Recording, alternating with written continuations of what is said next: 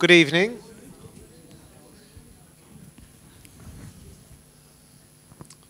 So there are two ways to live life.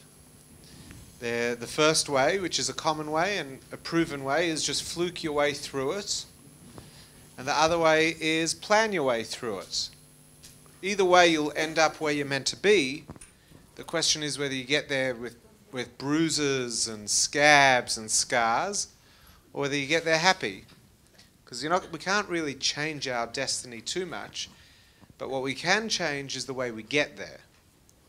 And so having Jack share tonight some of his wisdom hopefully will put us in the second category.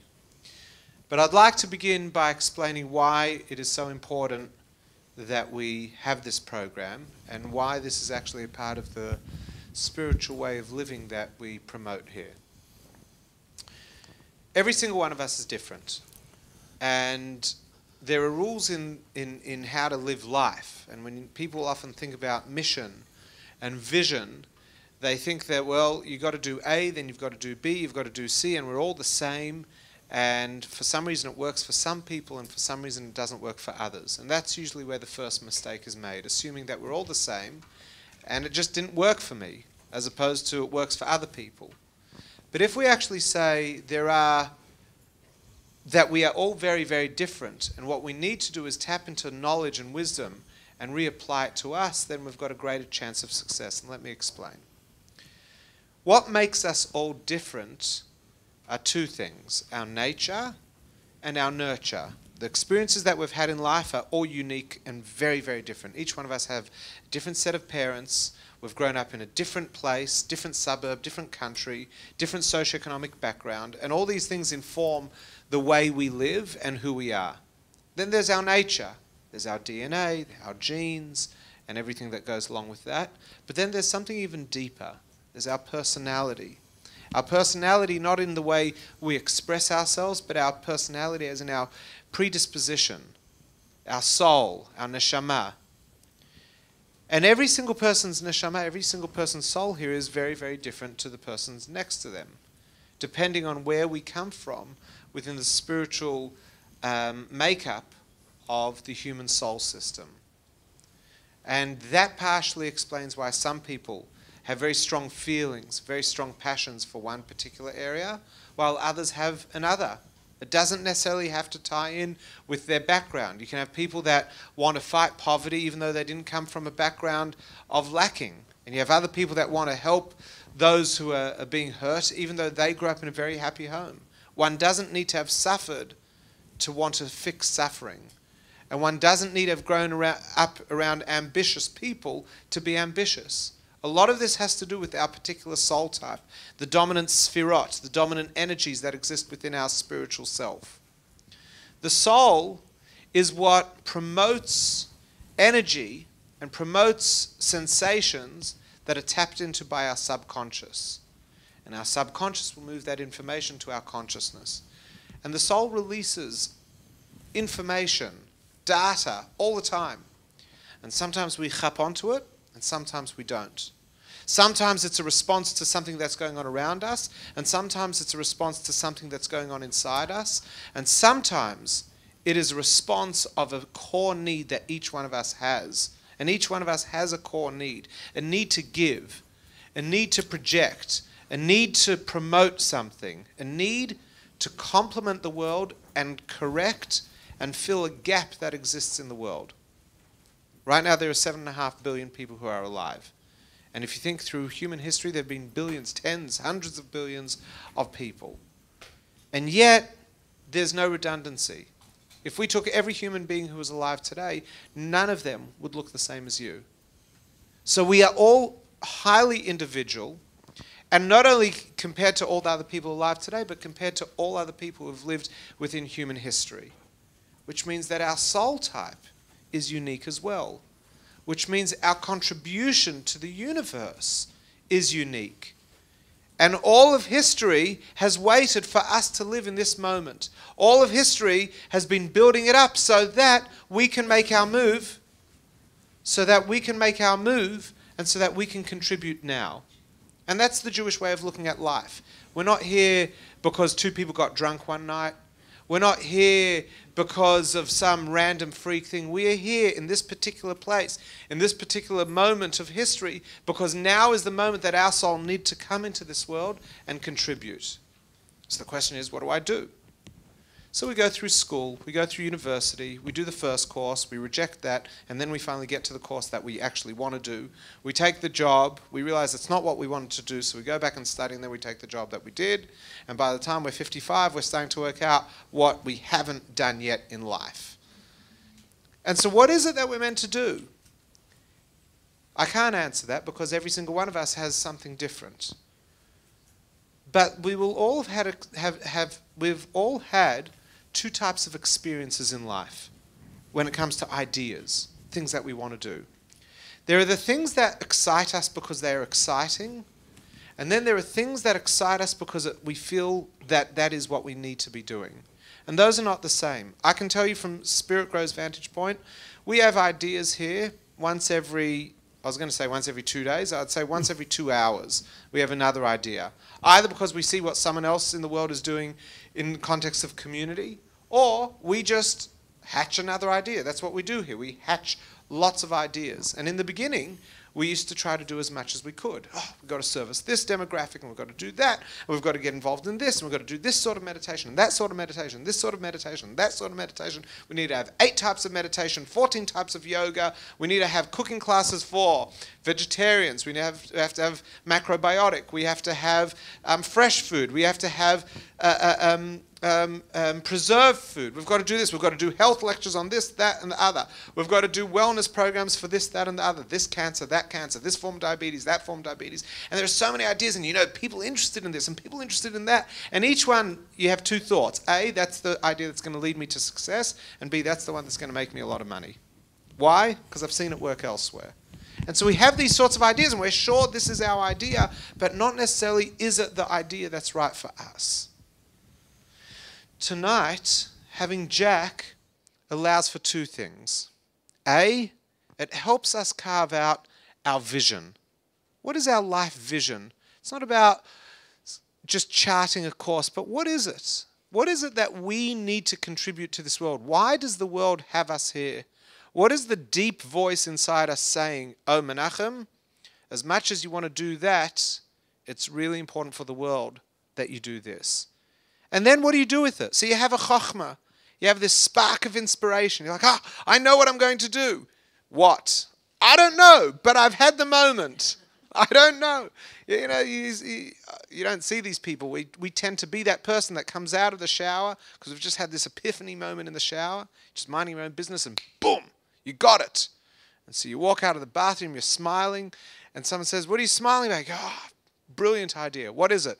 I don't know. How are you going to do it? I don't know. How much does it cost? I don't know. Where are you going to start? I don't know. Have you got an idea? It's a brilliant one. And we've all had that. It's called chokhmah. It's the spark of inspiration. But how do we move it along, and what do we do with it? And the reason why that's important is not because that'll help us get it done, but actually because it'll help us from being distracted by the next idea. When you have a target, and then you have your eyes on that target, we are able to create a pathway to achieving that. There is a discipline and there is a creativity. And those 2 things don't usually come naturally together. Some people are great at ideas hatching, and others are great at getting the job done. Jack is a person who can facilitate both. Not because we read a bio and that's what we say, but because Jack has actually been partially responsible for a lot of the success that Spiritgrow has had over not a period of months, but years. From how do you get the right sort of people, not as in how do you get the people to do what you need done, but do you know for yourself what sort of people you need around you? And do you know for yourself how you need to get this done? Do you know what your shortcomings are? Do you know where your strengths are? And Jack has been extremely crucial in helping Spiritgrow become more focused and as a result more successful. I consider Jack personally a mentor. Jack has been a part of our advisory for a number of years now, and so this is a great honor that I, as a person who has grown because of Jack have been able to open and introduce Jack. So Jack, thank you so much for giving us your night. Night times are hard because Jack does work long hours during the day and then he works at nights because he's on different time zones. So Jack Jacoby, thank you so much for sharing your wisdom with us tonight. Thank you, Menachem. Let me assure you that the honour is mine. Ladies and gentlemen, good evening and welcome. Let me start unusually with an apology. I walk around the room a lot and I do it only because it's harder to hit a moving target. So I keep moving. But seriously, I do that and because that's my style. And if anybody gets a bit seasick, I've got tablets here just in case. Okay, we're going to go on a bit of a journey tonight. But before we do that, I want to ask you all, why did you come tonight?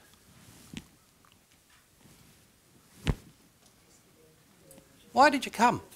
Maybe you have a good idea.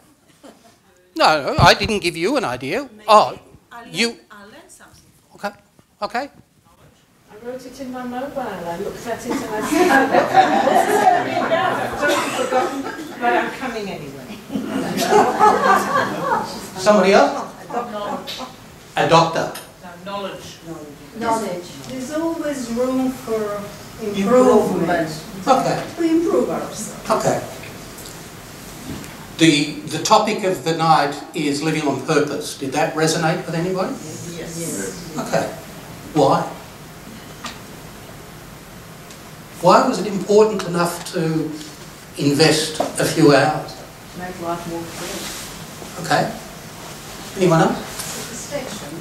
You're satisfied if you do something. If you plan to do something, you do something on purpose, that you end up being satisfied. So you're happy. Terrific. You can always learn from someone who's educated as you about something that you may talk about. For example, why not be here? And that is a negativity.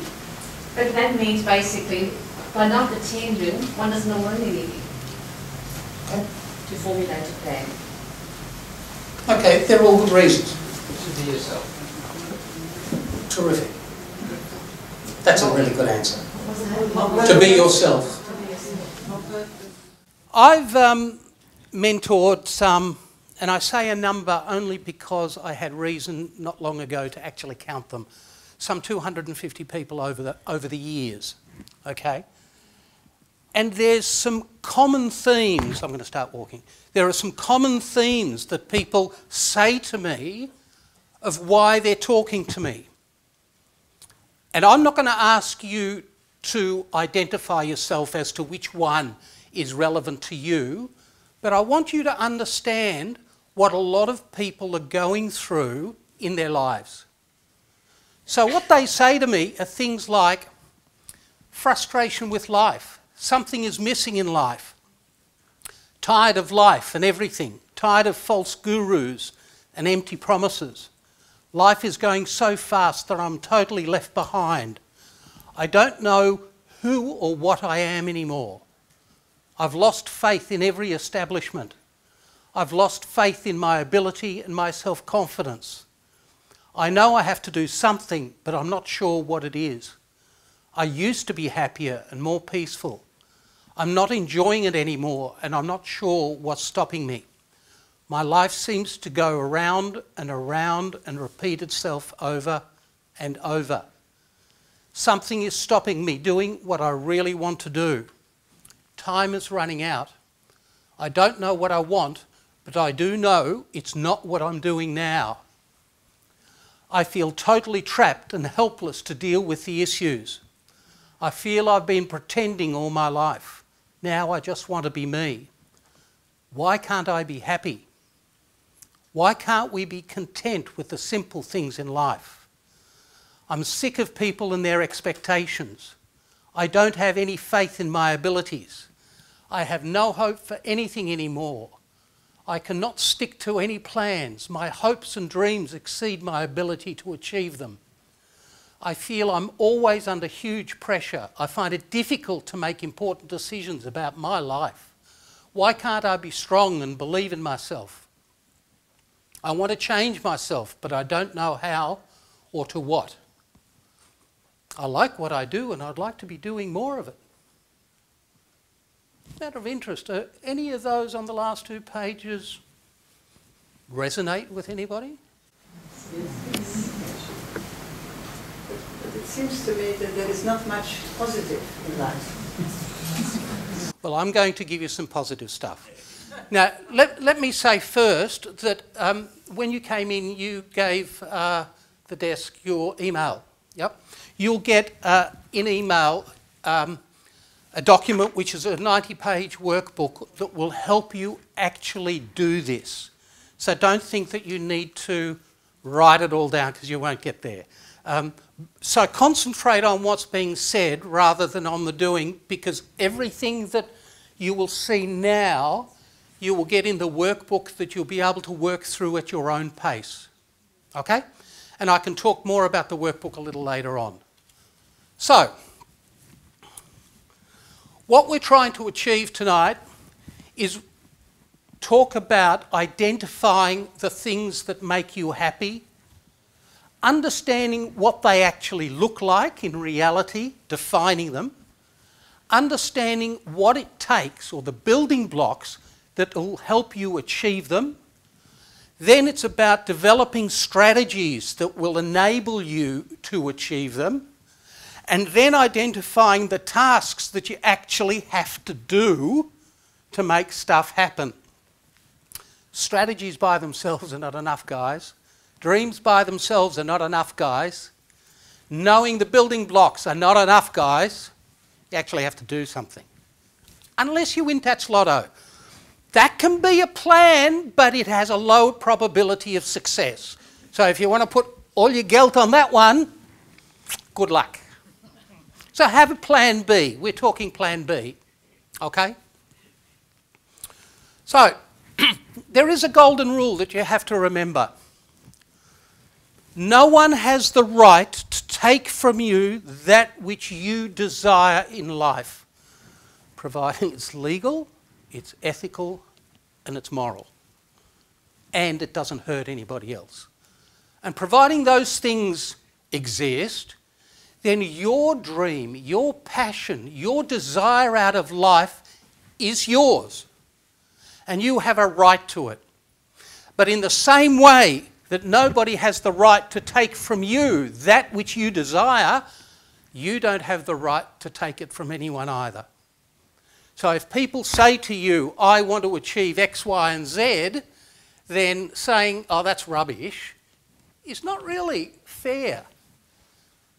Because somewhere, sometimes, somebody may say that to you, and they don't have a right to say that. Providing it's legal, ethical, moral, and doesn't harm anyone, then you're entitled to believe and desire out of life anything you want. Are you comfortable with that statement? It's a big statement. Well, how do you define happiness? It's defined by many people in many different ways. And we shall get there. Okay. And you're right, it is defined by people in every different way. And that's why we go through this process to help you, the individual, identify what it is that's meaningful to you. So, let me talk a little bit about the concept of destiny. Menachem referred to it a little bit, and I want to explore it a little bit more. And the reason is that you need to understand your position in destiny. You need to understand that there is no one on earth that has the right to mould and sculpt your destiny apart from you. That doesn't mean things won't interfere with your desires, because they will. Life happens when life's happening. That's the reality. But if you don't start with a desire that is moulded and sculpted and yearned for by you, then are you going to achieve your destiny? No. Because you don't even know what it is. You're not prepared to acknowledge that that is what your life intended to be for. So, let's start. Whether it's today or tomorrow or 5 years or 10 years or 50 years, Umberuf in 120 years, we all have a limited time on earth. And the longer you delay the reality of acknowledging that which makes you happy, the less time you will have to be happy. Whatever that means for you. Now, I'm telling you now, I'm not going to say you have to do X, Y, or Z to be happy. That's your business. But I can help you with how to get there. So time is limited for all of us. And as Menachem quite rightly, intelligently and brilliantly said, we're all different. Now that's actually more important than you think. It's really easy to say. And look, it only took 4 words. But if you don't accept that we're all different, then we are all, or a large part of us, are the same. And if we believe that we are the same, then you will assess your sameness against other people. And that's a problem. Because as Menachem rightly said, we each are what our experience, our history and our context has delivered to us. We are a product of our heritage. And because of that, we may look the same. We may live next door to each other in the same street. We may drive the same car and have the same type of job, but we are each different. And we are each entitled to our own desires and expectations. So those 4 words are very important. And if you don't acknowledge them for yourself, because there's stuff that follows from this, then you will be like everybody else. But everybody else is different. Acknowledge the difference. Accept the difference. Rejoice in the difference because it enables you to be what you want to be.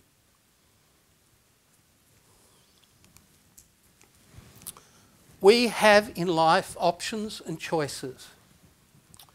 And you know, a person who has 5 choices in front of him or her, and he or she decides that he or she can't take one of those 5 choices, has made a choice.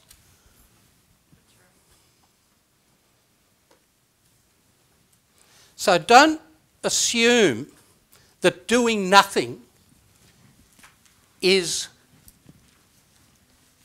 and has no consequences. It does. You have a choice which enables you to come closer toward your desire or not make any difference or move away from it. And we'll talk more about choices a little later. But choice is really important for you. And again, on the same tone, you can determine your destiny. Because by doing nothing, you have determined your destiny. Doing nothing when the option is to do something, and it doesn't have to be expensive, it doesn't have to be costly, it doesn't have to be painful, it doesn't have to be Kishka drawing. It doesn't have to be. It may be, but it doesn't have to be. But doing nothing toward your own happiness and your own destiny ain't going to help you. Ain't going to help you.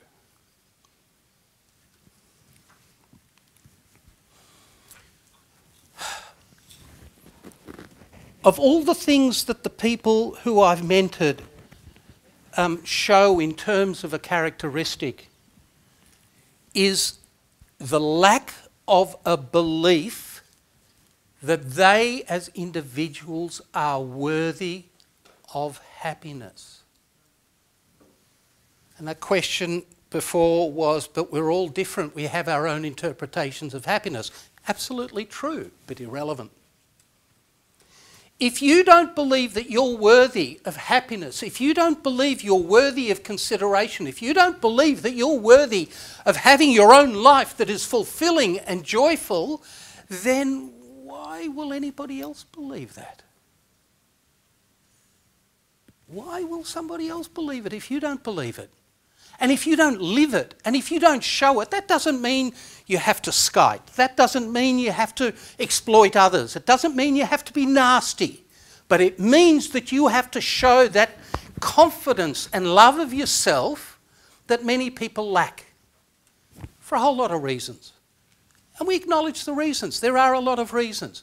And the reasons are understandable, but they're not enough to take away from you that only thing that marks you as a human being on earth.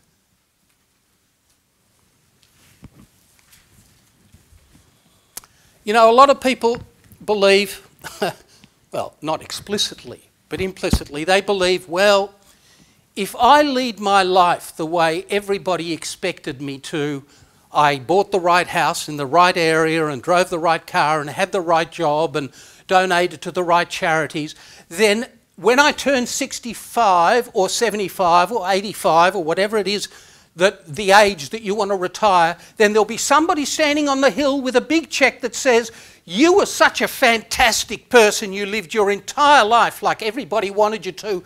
Here's a cheque and now and go and do what you want. Got news for you. Nobody's going to do that. And the hill doesn't exist. So why, if that's the case, if that's the reality of life, then why do so many people take their bearing outside of themselves? They look externally for validation of who they are and what they are, instead of saying, what's good for me? I'll validate myself. If I believe that I'm worthy, then I believe whatever I do or don't do is okay with me, because nobody else is going to be there to compensate me if I follow their line. I'm going to follow my line. Does that make sense, guys? Go. Isn't there a gender imbalance here in some ways?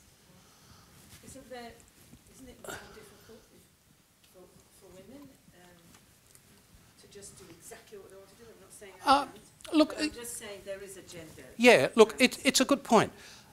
Gender is certainly an influence, and for women and some men, it's a profound influence.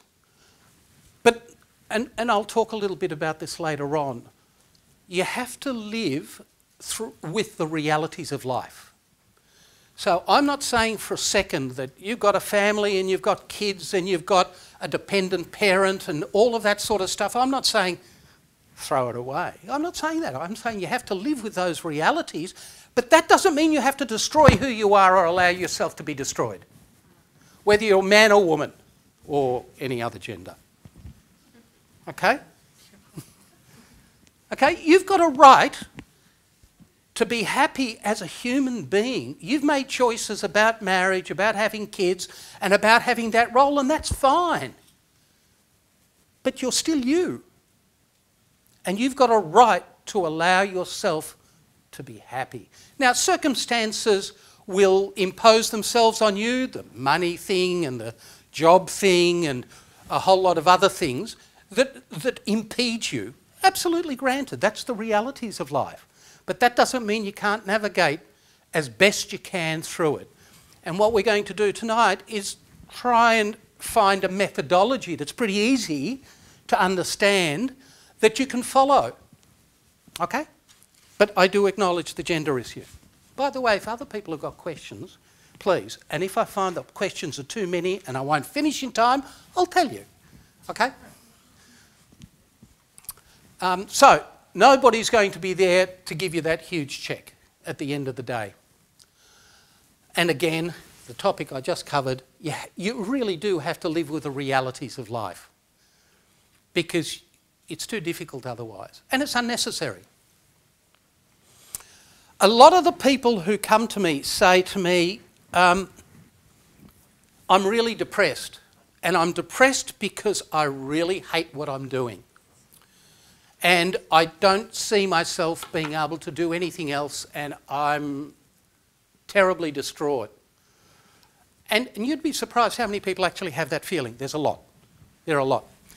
So what I do is say to them, instead of looking at what you're doing now as the end game, this is all there is, look at where you're at as a stepping stone. It's where you mark time while you think about and plan for the next step.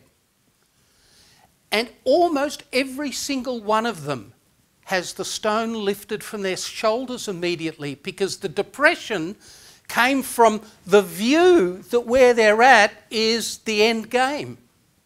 But it's not the end game. And it is rarely the end game. But you have to believe it's not the end game. And if you treat it like a stepping stone instead of the end game, you give yourself the right and the time to think of the next step. Does that make sense? And it is absolutely relevant for so many people, and they won't admit it. Even to their best friends, and they certainly won't admit it to their parents. So if you hear the signs, you get a bit of an understanding of what it's about.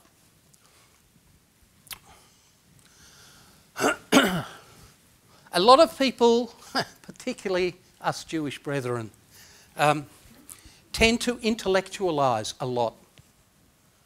A lot. Did I say a lot? A lot. And they connive and they plan and they contemplate over and over again what it is that they're going to negotiate themselves into as a way of life. And what they often find is what they've negotiated for themselves is not what they want. And what I say to you is that it's much more practical for you as individuals to think of what you want with your heart. What do you want? And then use your head to get it.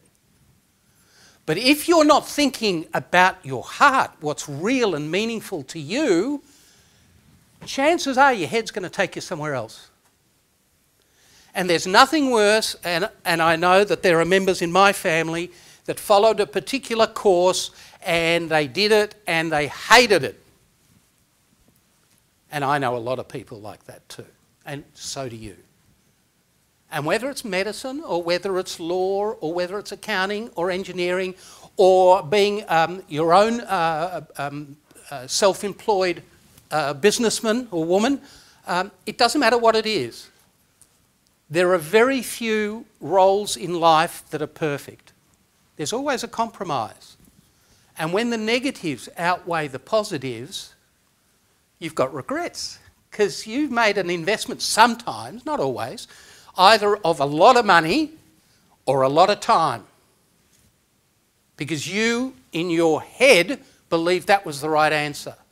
That was the right career. That was the right direction for you. When in fact, there are a whole lot of other stuff that you and your heart was telling you you wanted to do. Ultimately, only you can decide. Nobody can do it for you.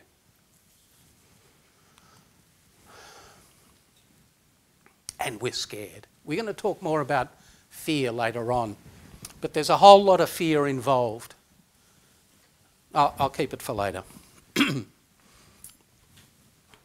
Now, if you've been in I won't say a rut, but you've been in a lifestyle. You've been doing the same thing and you've been thinking the same way about family and about money and about possessions and about career and about things that you enjoy and that warm your heart, and you think that not right for me, then normally something about the way you're thinking about yourself needs to change. Because you know the old story, if you keep repeating it, nothing will change.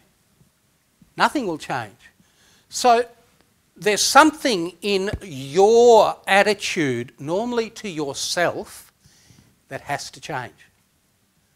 in order for your reality, your context, your life, your happiness to come through, something normally has to change. Because if it doesn't have to change, then why haven't you got it? Why haven't you got it already? So, bottom line is that the past doesn't have to resemble the future unless you force it to. If you don't make that change, then the past will resemble the future. Well, the future will resemble the past. The other thing that a lot of people make the mistake with is to say, well, I'm going to work really hard and I'm going to earn a bucket load of money, and when I've got that bucket load of money, then I'm going to do all the other things on my, coincidentally, my bucket list. Okay? And what happens? Well, you may kick the bucket. Obviously not in your plans. Yes, you may kick the bucket. But the realities of life change. I wanted to retire in Noosa, because very nice country, and you'd all know that. But then came grandkids. And I didn't want to be away from the grandkids, so stuff changes. If I have sacrificed all my life for a particular outcome and stuff has changed, then where's the enjoyment in my life? If I'm 25 and I think I want to climb Mount Kilimanjaro, that'd be fantastic, and I work really hard for that. And then by the time I'm 45, I find I've got enough money and I can do it. But I've now got rheumatoid arthritis, and I've got a limp on my left leg, and I don't like to carry with this arm, and stuff changes. So those years that I worked really, really hard, what were they for if I wasn't enjoying the journey up to that point? So what I'm saying is, by all means, if you have to sacrifice, sacrifice. If you have to work hard, but pick a journey that you're going to enjoy, so that if you change your priorities at some time in your life, you can say, but I still had a good time. I had a meaningful time. I satisfied a lot of the things that I wanted to do in life.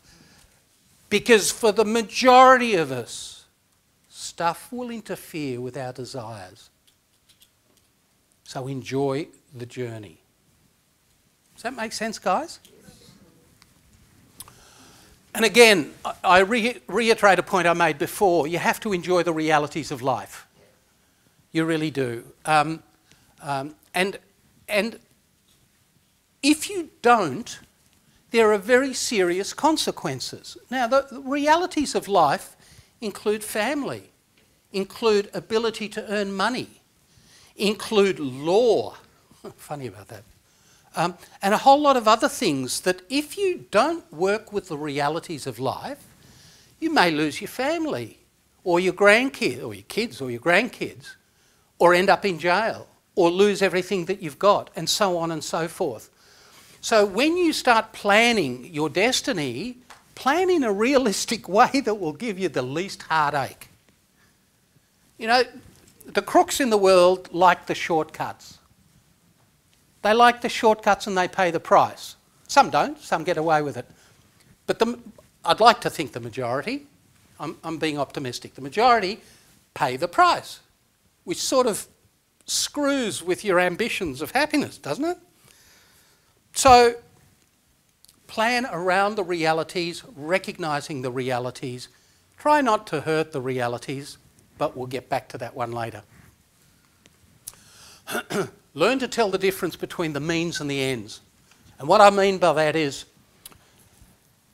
you want to buy a house, and we're going to use this example, and let's say you want to buy a big house, and the house is worth, I don't know, 10 million bucks. So you are focused on 10 million bucks, and you're focused on 10 million bucks, and for 20 years that's all you're focused on. But you find that you start pursuing the dollars instead of the objective, and the objective was the house. There was a house next door that came up, well, not maybe 10 million, but it nearly fulfilled all the objectives that you had, which would have been terrific, but you were so obsessed with 10 million bucks that you couldn't do anything else or think laterally. So don't confuse why you're doing it with what you're doing it for. And I see it all the time. I do a lot of corporate work, and I see companies chasing, I won't get too technical, but the indicators of performance instead of the objectives. I see it every day, and it's a killer because it takes away if there is a soul of a corporation, it takes away the soul because they're chasing the wrong thing. Don't allow that to happen to you. Get the difference between why you're doing it and what you're doing it for.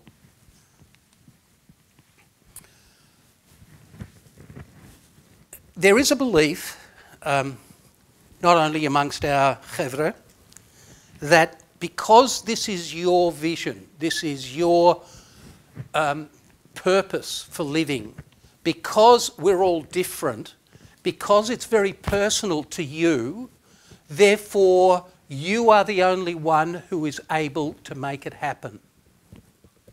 Now that's not true, because there are a lot of people out there that will help you, and we'll talk about that later on.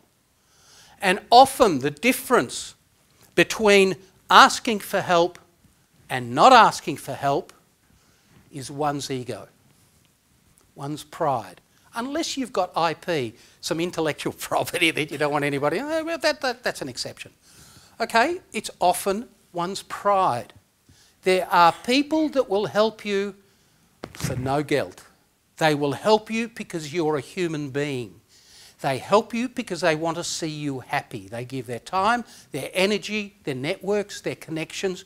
If they see you as authentic and they believe that you do no harm and possibly do some good for others, they will help you. The majority of people will help you. But if you don't ask, how are they going to help you? You have to allow yourself to be helped. Because there is nobody here in this room, in this building, in this city or in this world that knows everything about anything. There is no one. So why do you think you do about your own destiny? You don't. You don't. And unless you're prepared to compromise that destiny, ask for help. So, I don't normally do this up the front. We normally work to it like a euphoric crescendo.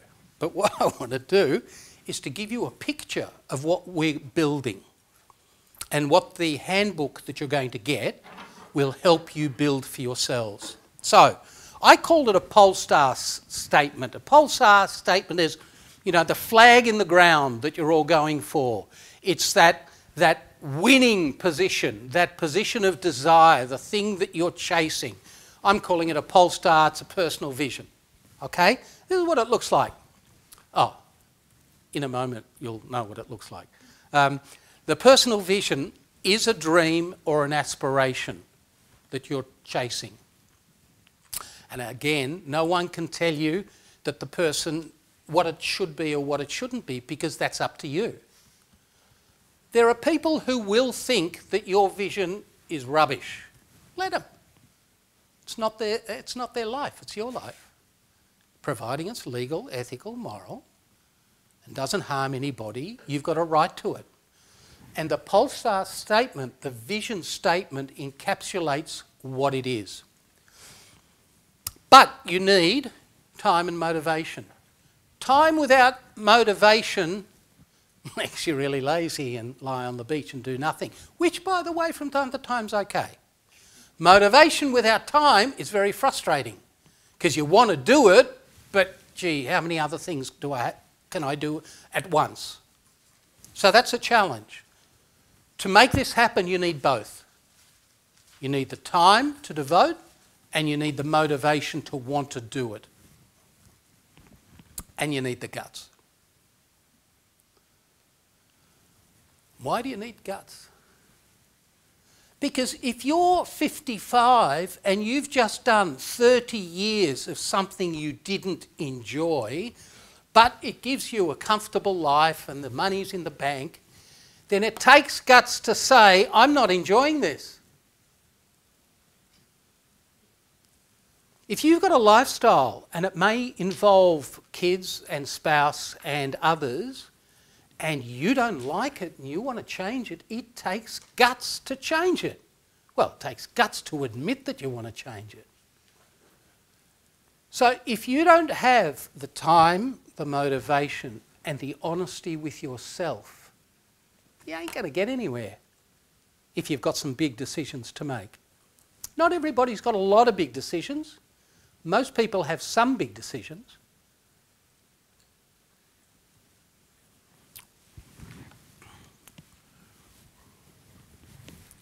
So, what does the polestar or personal vision give you? Well, it gives you a whole lot of stuff. Firstly, it gives you direction.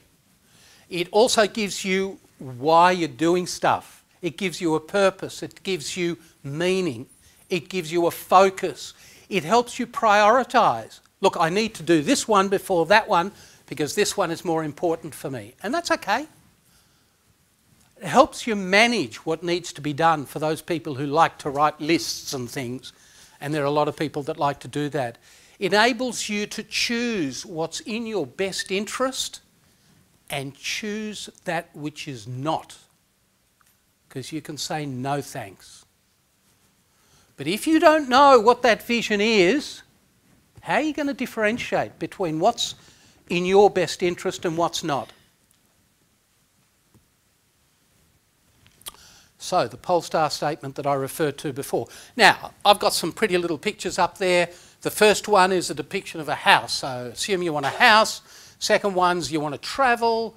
The third one's you want a regular income every week, month. The next one is you want to perform. The next one is you want to write. The next one is you want to help others. And the next one is you want to be involved with yoga somehow. So the first thing you need to do is give yourself some sort of time concept. You know, if I say I want to do yoga and I'll do it over the next 50 years, well, how meaningful is that?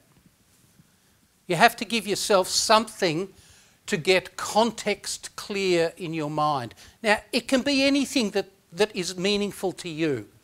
You might be in a position where you haven't got a lot of spare cash, but you have time, then focus on those things that will give you a time benefit. But you need to have the time overlay. Then you need to identify what it is that will give you what you want. So, for a house, that's easy, money, 800 grand. For Caulfield, that's a cheap house. Travel, well, I need money and I need time. Money, I want $150,000 a year forever, compounded with CPI. Perform, well, I need a bit of time and a bit of talent would help as well. I want to write, well, I need time and I need an idea. I want to help others, I need time and a way of helping. And yoga, I need time and I'd like to teach it.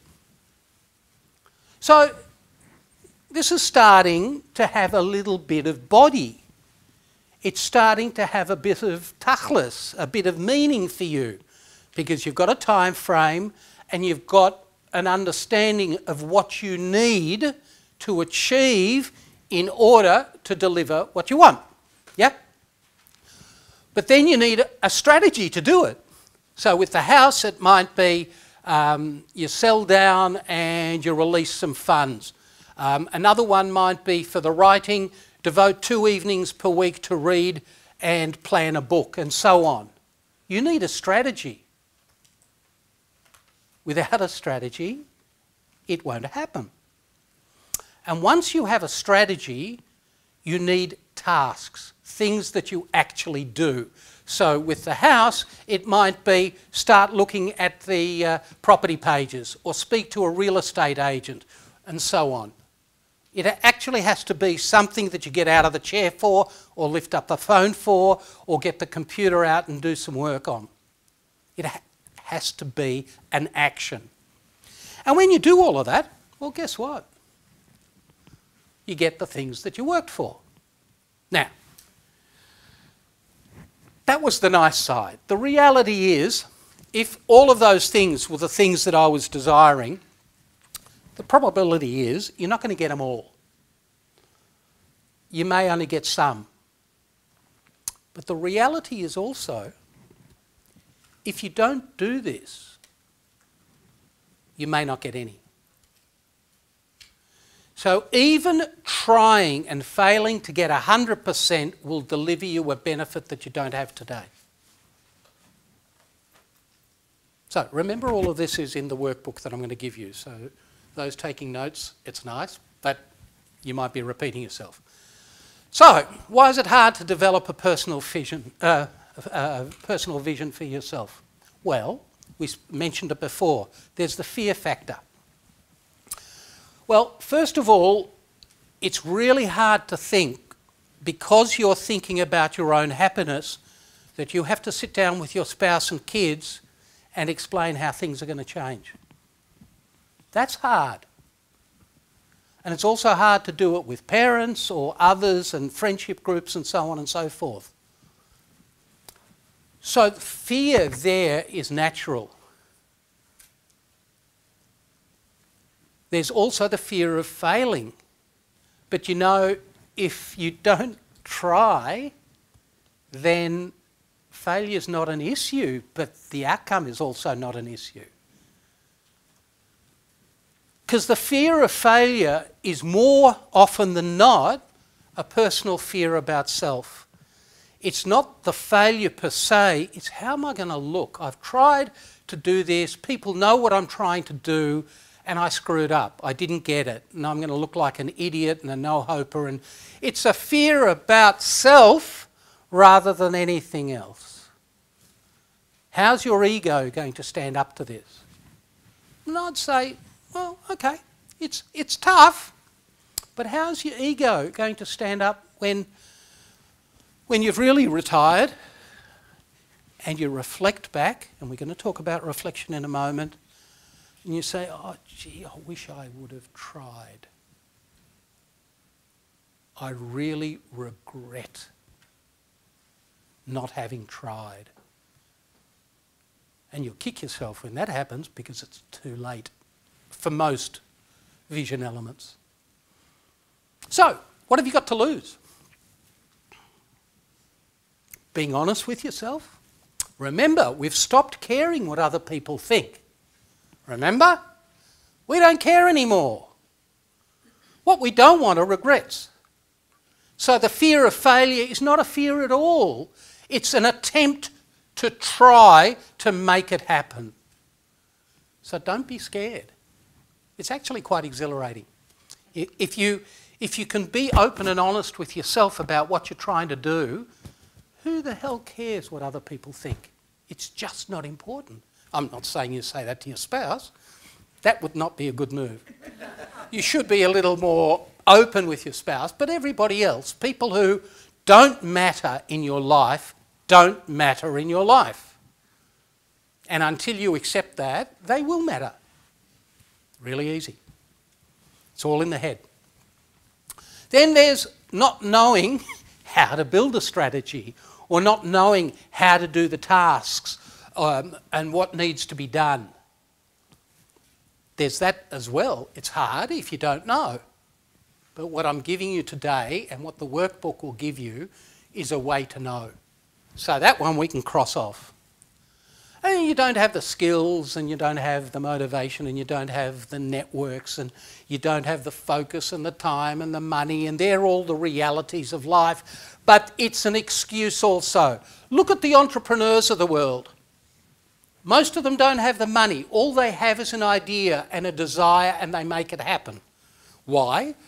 Because they get other people involved in their dream and they talk to them knowing what their motivation is and making it part of the building blocks for them to achieve what they want to achieve. So not having any of these, absolutely it's a hurdle to overcome, but it's not Trump's wall that you can't get over, unless you've got a really big trampoline. Okay, so they're real, but you can deal with them. And ultimately, you know, it's always, always, always easier to give up what you want than to fight for it.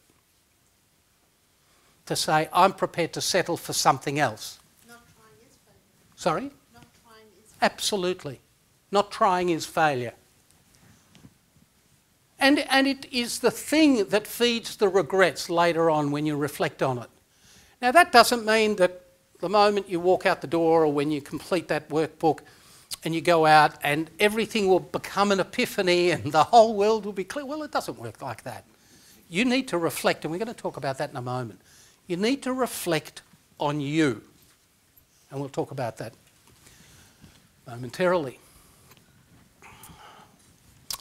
In life, you have a hell of a lot of choices. A lot of choices. You've got choices about family and friends and hobbies and career and leisure and education and sport and health and cars and blah, blah, blah, blah, blah. You've got a lot of choices in life, and for most people, you have multiple choices every day. Yeah? Yeah. And so if we've got 14 choices, for argument's sake, and if you're in there with a very deep suntan and for some of you a sex change, you're there and you say, what one of those 14 choices is the right one? How do you tell? How do you tell which one's the right one? But if I said to you what I really wanted to do, be, achieve, was there, then choice number 5 is the obvious choice you take because it takes you directly there. But, like with most things, the realities of life are a little more complicated because life will deliver you a zigzag of opportunities. But the zigzag takes you toward where you want to be rather than away. So had you chosen 8 to 14 plus probably 1 and 2 and maybe 7, which would take you away from what you want, you know what you want and you know that that choice in front of you will help you or hinder you. So you make a better choice that serves you. Because if you don't have the vision, you know, young kids, they're intelligent, they get asked by multiple potential employers, will you come to us? And each one's got ramifications. One of them wants to get you into this department to learn this skill, and the other one wants to transfer you to Durban in South Africa, and the other one wants you to do some other stupid thing. So how do you choose between those, regardless of the money? If you're only chasing money, easy. Look at the bottom line. But it's never that easy. You know, for a 19-year-old graduate learning the ropes, what he wants is experience, or she wants experience. And they've got 10 choices in front of them, and they're now 23, and they're not all equal, because now they've got 2 kids and a spouse, and they also have needs, believe it or not. So not knowing where you want to go makes making choices in life really difficult. But knowing and have clarity over your destination, then it makes it easier. And really the lesson is choose the option that serves you rather than one that doesn't. So let's talk about reflection a little bit. Now, what I normally do, and let me tell you that this session tonight is normally a 2-day workshop.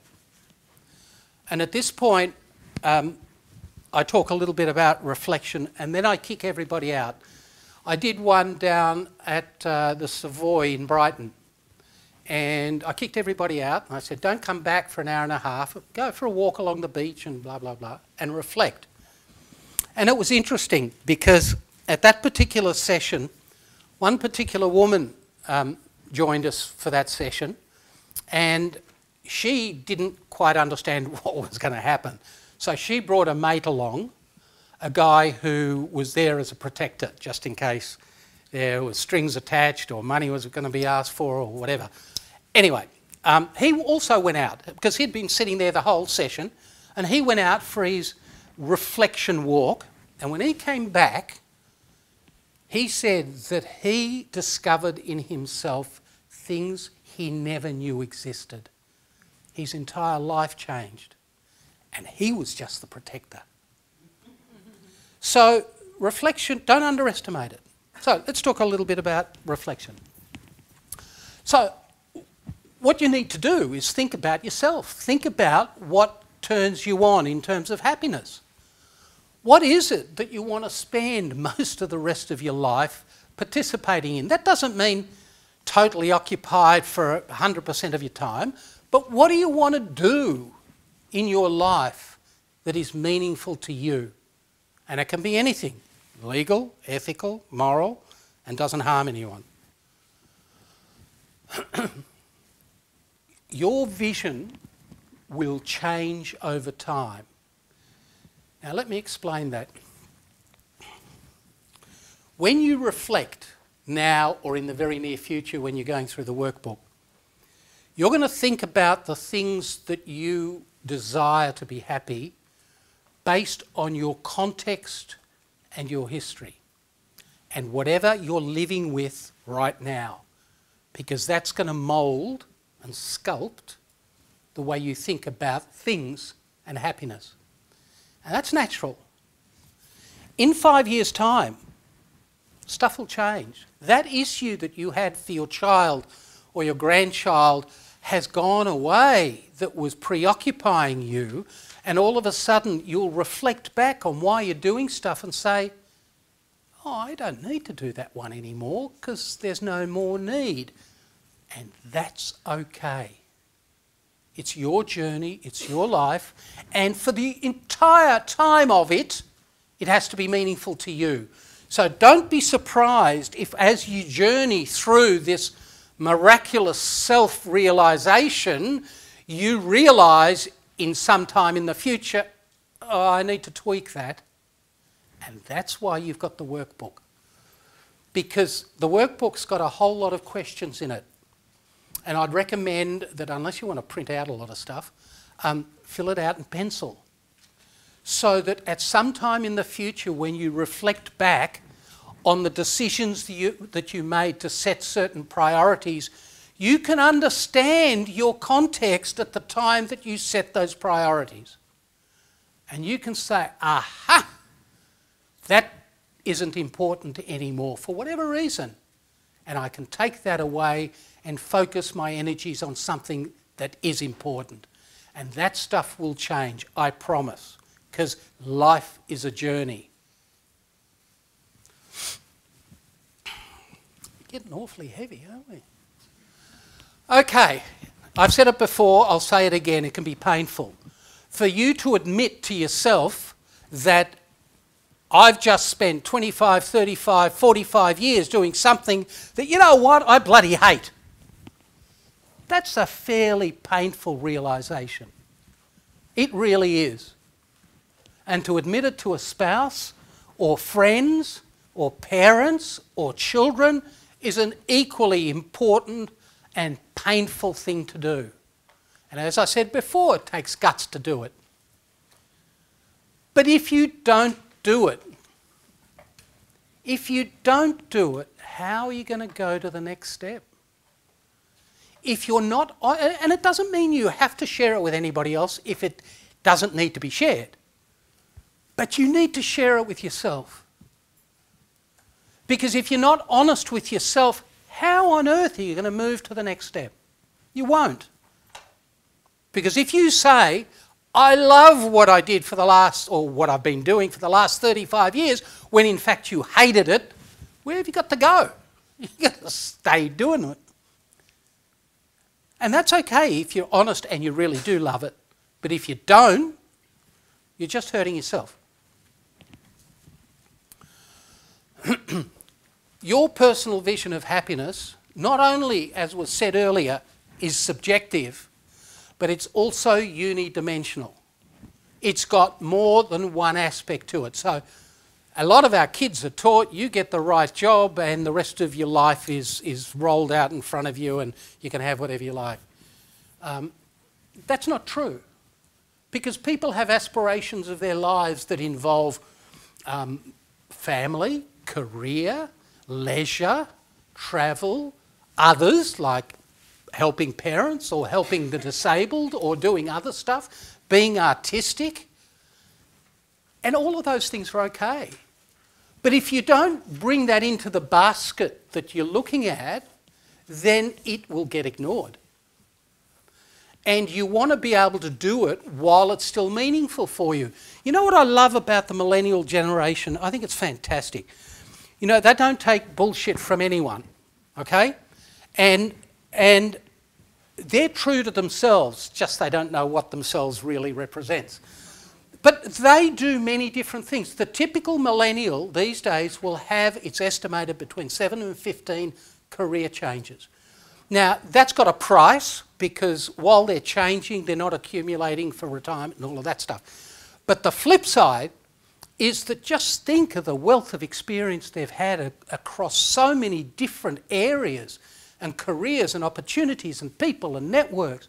What a fantastic experience. Because what they're doing every time they flip to something else is, this is my big bright star now, I'm chasing it. And good luck to them. But even they have multiple stars in the sky at the same time. Like I mentioned, all of those different things. And they're all legitimate and they're all important. You tell me which person can say my career is the most important but my family is not. Well, there's 2 straight away. And my ageing parents, 3 straight away. And I'm a bloody good writer, that's 4 straight away, and I'd like to do more of, and so on. So you need to be open with yourself, because it won't happen by itself. And you need to centre your terms of reference on yourself. Now, that doesn't mean you have to start exploiting everybody. It doesn't mean that at all. It means that you do need to think about yourself. There are some amazing people in our society whose entire existence is helping others, and that's fantastic. And I just ask myself, and what haven't they done for themselves?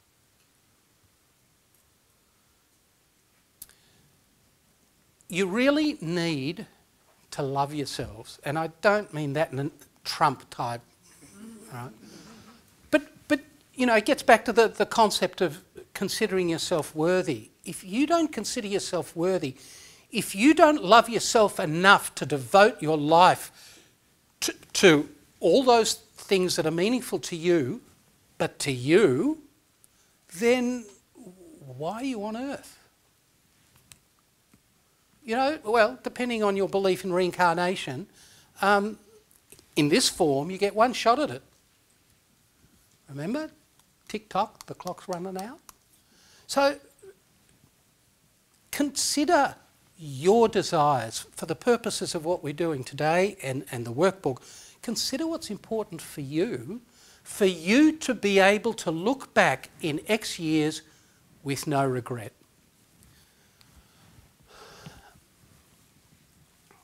And on that, this is the way you do it. Look out 5 or 10 years. Now, some people say, that's too hard. I can only look out 3 years. Look out 3 years or 2 years. It doesn't matter, but it has to be meaningful.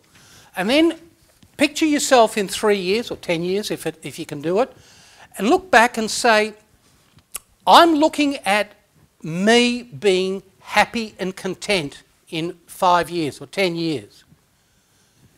Then ask yourself, what did I have to experience over those 5 or 10 years for me to have got to this position?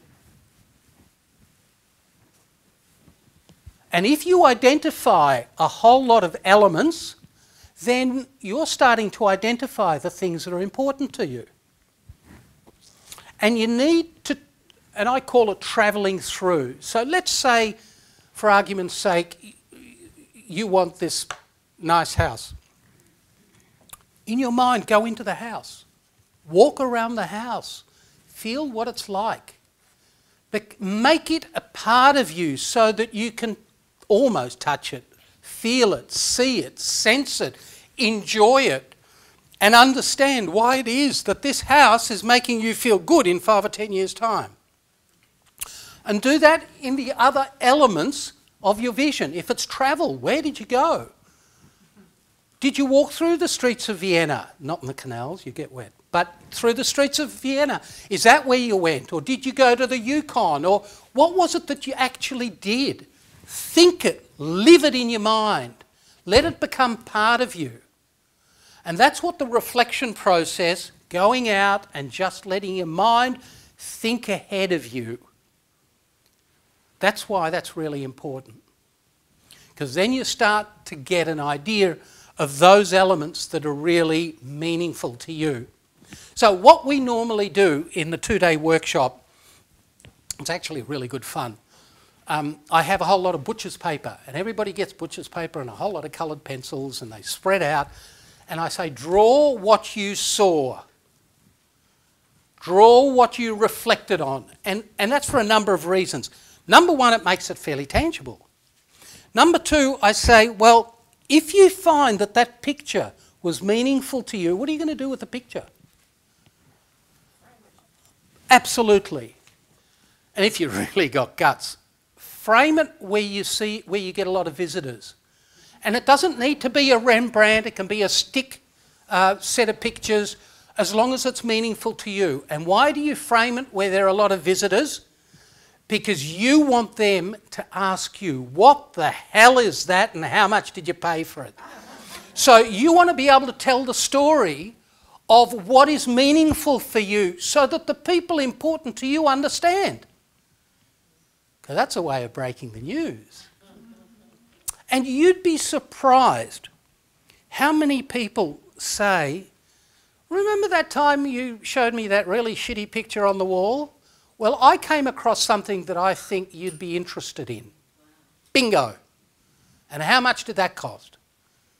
And if you're embarrassed because you've got all the Picassos on the wall, you're embarrassed to put it in the lounge room, put it on the back of the toilet door so at least once a day you see it. So, we draw stuff. So, you know, playing an instrument, getting a new car, having a lot of money, having a house, getting married, doing something with yoga, writing a book, helping the environment, retiring and really doing nothing, having kids, travelling, helping others, performing, wrong religion, and a lot of money. Okay? The pictures can be anything. And they really can be anything as long as they're meaningful to you. But do it. Really do it. It's fun. It's important. You know, what greater pleasure is it to have your kids come up and say, Mummy, Daddy, what are you doing? What is that picture? And telling them. And those kids will remember.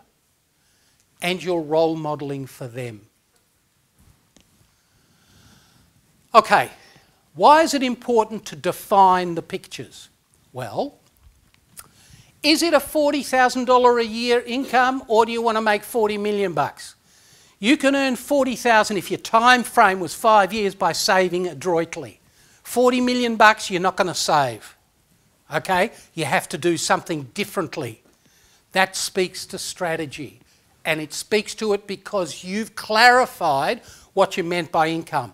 Is it 6 bedrooms or 2 bedrooms? You know the price, 150,000 bucks per bedroom. You work it out. It's a different quantum of money that you have to earn. Do you want backyard, high-rise, Toorak, Broadmeadows? Drive on your holiday or fly?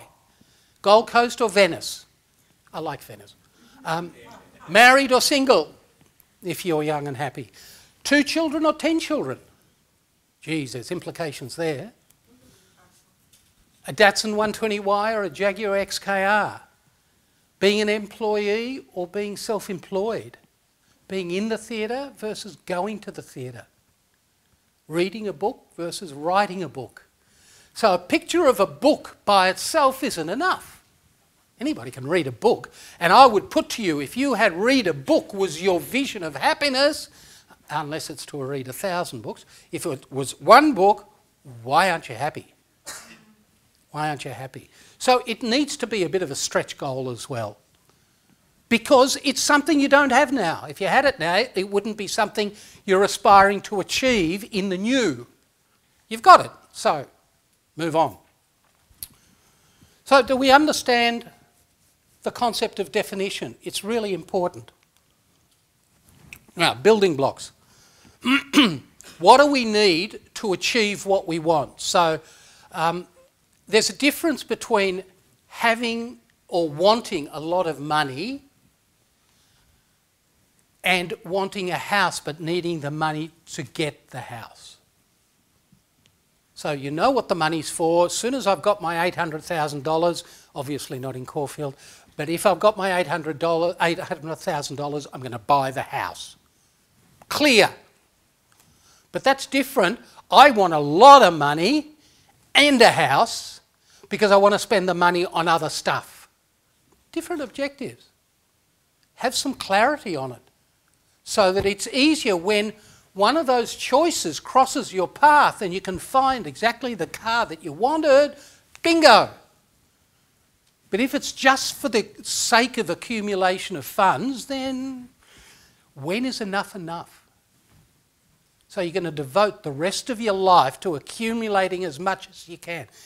And I've got news for you, you can't take it with you. Well, you can give it away, but you can't take it with you. The other alternative is, well, I want to get married in order to have kids, versus I want to have kids and I want to get married and I don't care what order it comes in. Different choices. Legitimate. So, strategy. Let's talk about strategy. Strategy is a military term. When an army developed a strategy, it was in order to beat the enemy, and it was a tactic. It's how to get from A to B. What's it going to take for us to achieve the outcomes that we require? That's a tactic. And knowing what you want isn't enough. A lot of corporations spend a lot of time developing their strategic plans. By the way, I'm a strategist, so I see it every day. And they develop their strategic plans and then they do nothing about it. They keep doing the same stuff. What's the point? Exactly the same here. Having a strategy for yourself is fine, but if you don't operationalise it, make it happen for you, at least part of it, then why bother making a strategy? It's hardly worth it. What the strategy does, it enables us to develop a pathway to where we want to go. And without the pathway, you could stand in a lot of doo-doo. So you don't want to do that. You want a pathway that takes you the most effectively and efficiently toward where you want to be. So let's do an example. I want to go to the CBD, Melbourne CBD from here. How can I get there? Take a tram across the road. Tram? We'll take you all Train? there. Car? Walk? Bicycle. Bicycle? Bus? Okay. So, if I want to go to the CBD, my strategy is to take any one of those. Yeah? What about if I wanted to go to Sydney? I can drive, take an aeroplane. I can take a train. Jet ski, I'll accept that one. You can go on a bicycle. I can go on a bicycle. Okay. So there are strategies to get to Sydney, but they're slightly more constrained than going to the CBD. If I want to go to New York, how do I get there? Well, I can fly and I can take a boat, pretty much. Okay. So what we've learned out of that little example is that your strategy depends on your destination. Yeah? Now, if I said to you, I want to get to the CBD in 1 hour,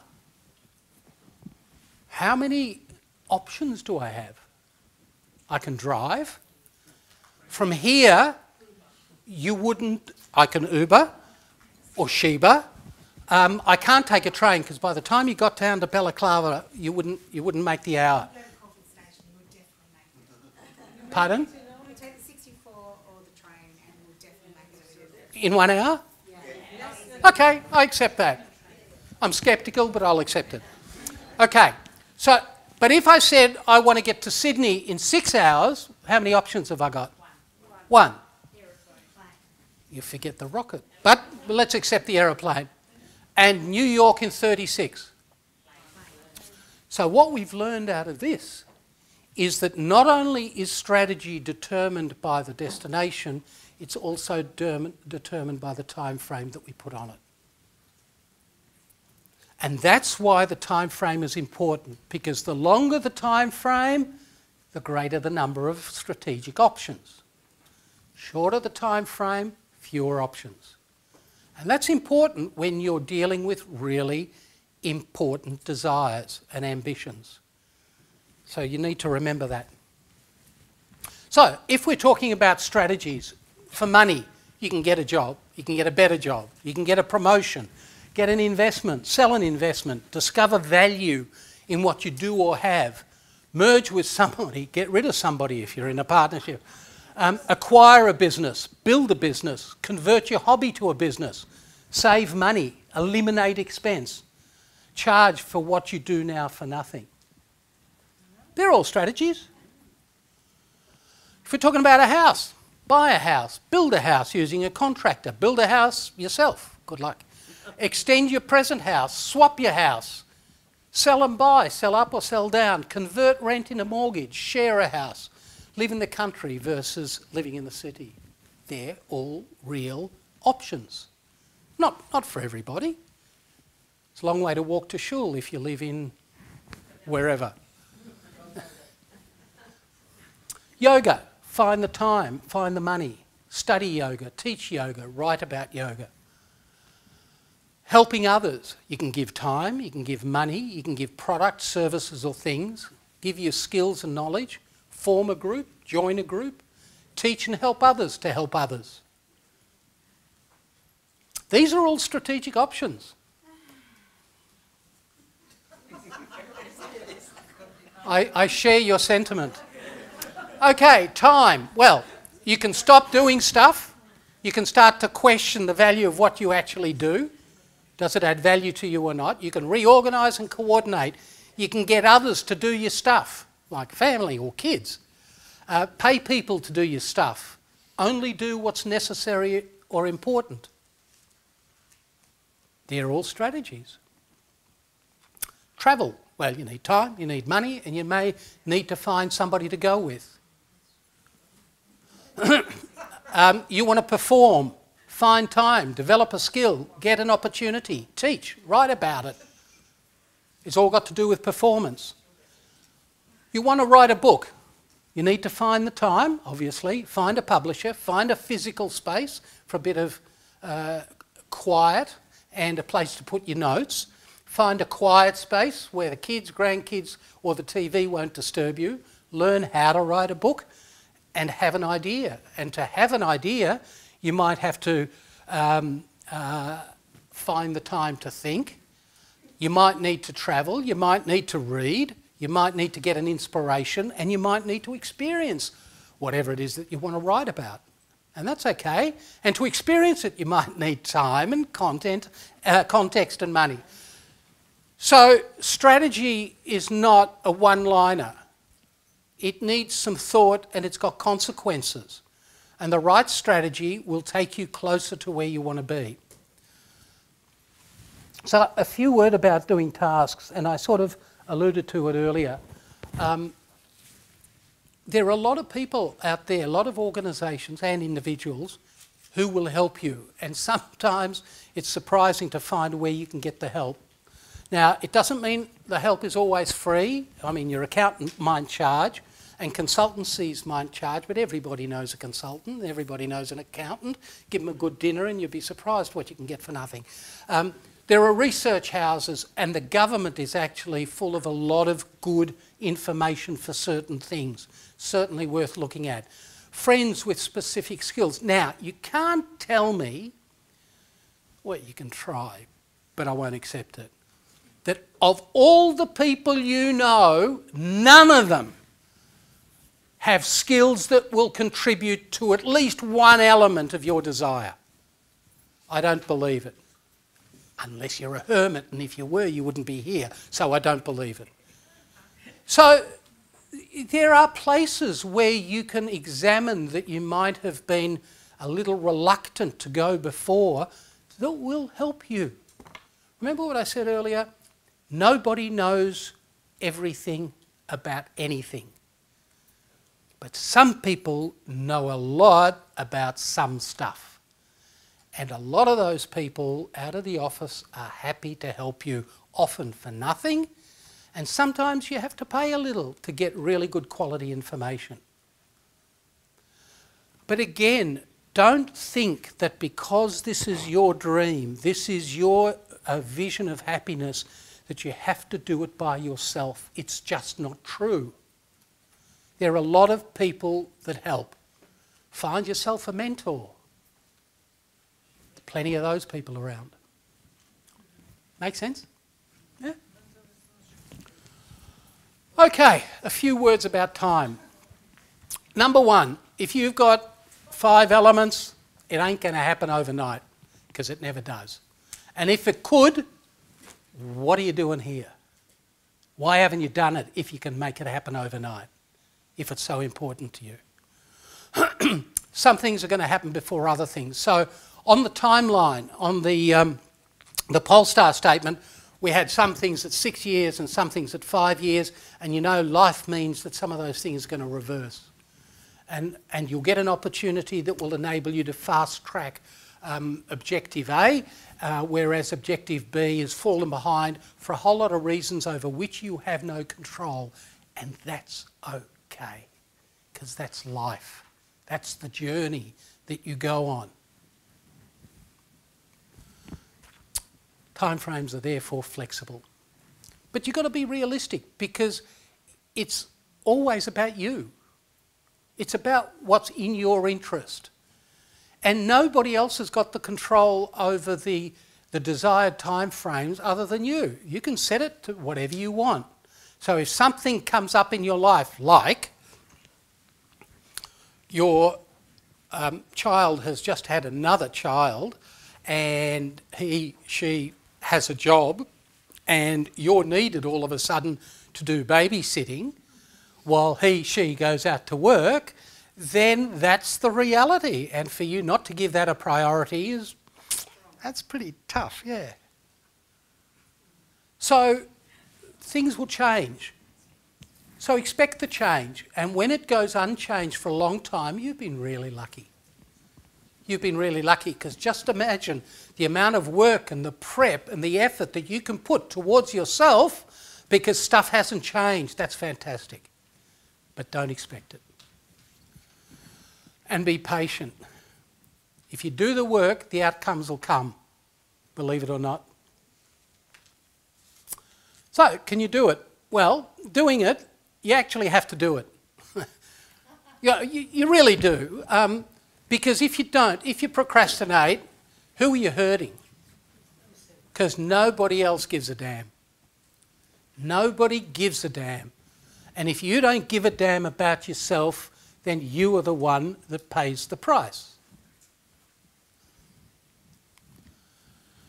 And every so often, look back at your workbook, see that you're actually doing all the stuff that you've designated that needs to be done. Make sure that the assumptions that you made when you set the goals are still the same. That the dream, that the vision elements that you've given yourself are still legitimate in your mind and your heart. And if they are, keep doing it. But don't think that nothing changes, because it really does, and that's why you need to review it. Just to make sure that you're using your time effectively, that's all. Really innocent objective. Review them and refine them. Change time frames, add some extra tasks, take some tasks away, whatever works, whatever makes sense, whatever is logical for you is okay. Be yourself, but recognise that if you can do it all yourself, wonderful. But that's tough, and I've yet to meet anybody that has 3 or 4 or 5 vision elements and can do it all themselves with no help. It's tough. So make a commitment. Get a better understanding of your own networks and affiliations and relationships. And you know what? If you're used to only meeting with people over dinner and schmoozing and talking about the car that Fred and Mary are now driving and so on and so forth, think about ringing that person because he's a bloody good accountant and saying, can I buy you a coffee or lunch? I want to ask you something. And they won't charge you. And the same for a lawyer. And the same for a home builder. Because they'll think, could be future business. But they'll do it. Don't be scared about that. What you're doing is respecting their wisdom and their experience and asking for a bit of advice. I've yet to meet somebody that was upset that they were respected for their knowledge and their wisdom. So, what we've done is we've identified our vision elements, we've set a time frame for each one, we've developed strategies to help us get there, and the building blocks, the strategies, the tasks, and guess what? We've got an outcome. Lo and behold, what a surprise. And what the workbook will help you do is get to that point.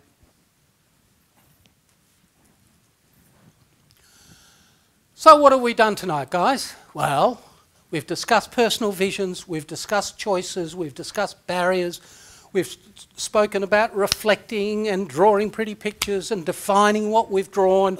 We've spoken about time frames, we've spoken about tasks, we've spoken about doing it, because if you don't, it's a waste of time. And we've developed a polestar statement. Any questions, guys? Do we get the workbook today, or what happens? How do we use it? My email address is, it was on the front page, Jacoby, that's easy, at jacobyconsulting, one word, .com.au. Don't hesitate to send me an email, say that you attended tonight, can I have a copy of the PDF? Jack, what if your happiness statement impacts on other people so profoundly that it will actually stop you having your strategy to impact your whole bonus? For example, you're not happy with your partner. Yep. Change it.